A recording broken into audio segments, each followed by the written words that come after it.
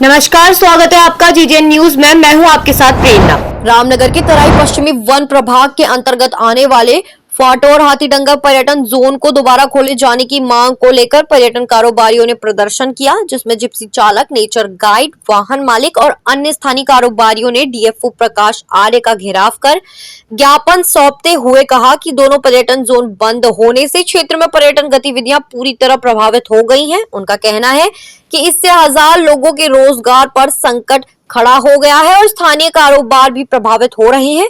तो वहीं पर्यटन कारोबारी हिमांशु तिरुवा ने बताया कि पिछले वर्ष बरसात के दौरान भी फाटो पर्यटन जोन संचालित रहा था, लेकिन इस बार इसे बंद कर दिया गया है। उन्होंने चेतावनी दी कि यदि जल्द कोई सकारात्मक निर्णय नहीं लिया गया तो वे उच्च अधिकारियों से मुलाकात करेंगे और जरूरत पड़ने पर आंदोलन भी करेंगे। बता दें, तराई पश्चिमी वन प्रभाग के डीएफओ प्रकाश आर्य ने कहा कि दोनों पर्यटन जोन को वन जीवों पर पड़ने वाले दबाव और पर्यावरणीय परिस्थितियों को देखते हुए निर्धारित प्रक्रिया के तहत बंद किया गया है। उन्होंने आश्वासन दिया कि पर्यटन कारोबारियों के ज्ञापन पर गंभीरता से विचार किया जाएगा और नियमानुसार आगे की कार्रवाई की जाएगी। हिमांशु तिरुवा, आज हमारे द्वारा डीएफओ तराई पश्चिमी को ज्ञापन दिया गया है, क्योंकि पिछले वर्ष भी ये ओपन रहा था और लेकिन इस वर्ष इसे बरसात में बंद कर दिया गया, जिससे जिप्सी चालक और गाइडों के लिए और आसपास जितने स्थानीय कारोबारी हैं उनके लिए संकट पैदा हो गया।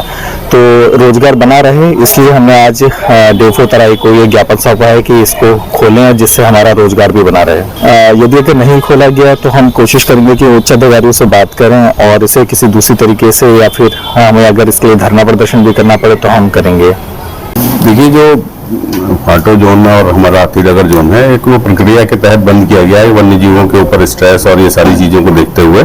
लेकिन आज ये हमारे सारे गाइड्स और जिप्सी वाहन चालक और वाहन मालिक जो हैं आज यहाँ पे आए हैं। उनकी अपनी मांग है, उनके द्वारा एक ज्ञापन भी दिया गया है, तो इस पर ज्ञापन पर भी गंभीरतापूर्वक विचार किया जाएगा, उच्च स्तर से भी सहमति ली जाएगी, उसके तदनुसार फिर कार्रवाई करेंगे।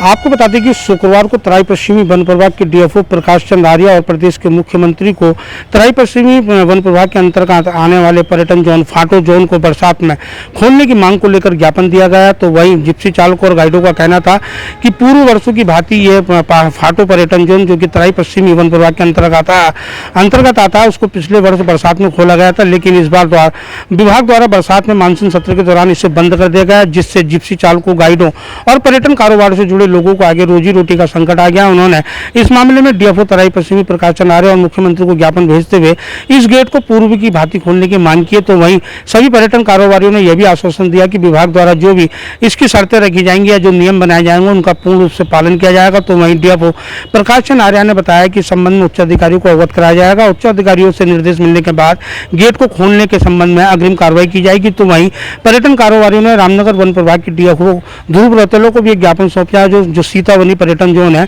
वो भी मानसून में बंद कर दिया गया है, उसको भी उनके द्वारा खोलने की मांग की गई है। फिलहाल अब देखना ये होगा कि आज जो जिप्सी चालकों, गाइड और पर्यटन से जुड़े कारोबारियों ने दोनों ही डीएफओ को जो ज्ञापन दिया है या प्रदेश के मुख्यमंत्री को ज्ञापन दिया है, उसको लेकर विभागीय अधिकारी क्या कार्रवाई करते हैं। तो वहीं पर्यटन कारोबारियों ने कहा यदि उनकी मांग को नहीं माना गया तो वो वरिष्ठ उच्च अधिकारियों से भी मिलेंगे और यदि उन्हें आंदोलन करना पड़ा तो वो आंदोलन के लिए भी मजबूर होंगे। रामनगर से राजीव अग्रवाल के साथ कैमरामैन बंटी अरोड़ा, जीजेएन। फिलहाल इस खबर में बस इतना ही। ऐसी ही खास खबरों के लिए बने रहिए जीजेएन न्यूज के साथ। धन्यवाद।